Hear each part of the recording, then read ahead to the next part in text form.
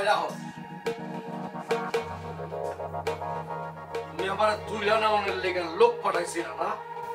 কি করতেছেন? একদম কথা বলবা না, একদম কথা বলবা না।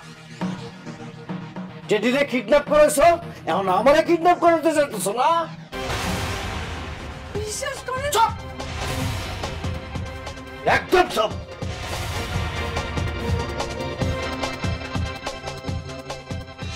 হইছে নাকি? সিরিয়াসলি করতেছো কেন? তুই আমারে কিডন্যাপ করার লেগে লোক পাঠাইছিল।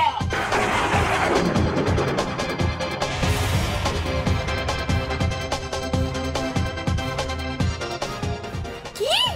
কি করতেছো এগুলা? আমি যা কইতেছি সত্য কইতেছি। টেডিটা অপহরণ করাইছে, আজকে আমার অপহরণ করতে চাইছিল।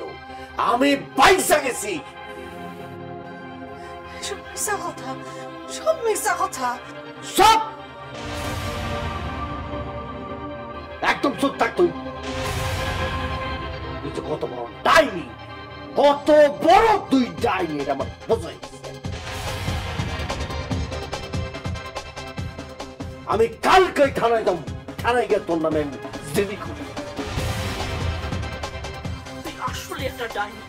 এতদিন ধরে আমার স্বামী কইতেছিল, আমি তার কথা বিশ্বাস করি, তোর কথা বিশ্বাস করছি। আমি আসলে ভুলই করছি তোর কথা বিশ্বাস কইলাম। কি মনে করছস? আমি তোর জেলের মত খাওয়াইছি, তুই আমার অপহরণ করতে চাইছ। এই সব হইতেছে কি আপনার সাজানো নাটক? কি বলি? থাপড়ে তো দাঁত ফালা দিব। আমার জামাই নাটক করে না? নাটক তো তুই করিস। তুই একটা অসভ্য ভাইয়া, তুই এসব নাটক করিস। চলো তো চলো, ভাইজানা ফোন করো, চলো। আমি বারবার বলছিলাম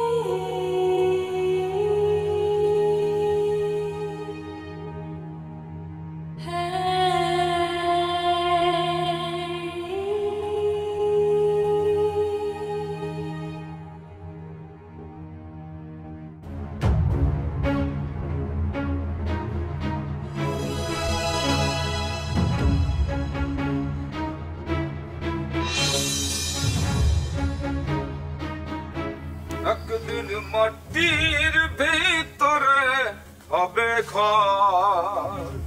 কিরে, টেডির কি অবস্থা? ভিতরে গিয়ে দেখি নাই। নিতু, আজ রাতে তুই আর রীতে একসাথে পাহারা দিবি, কড়া পাহারা দিবি।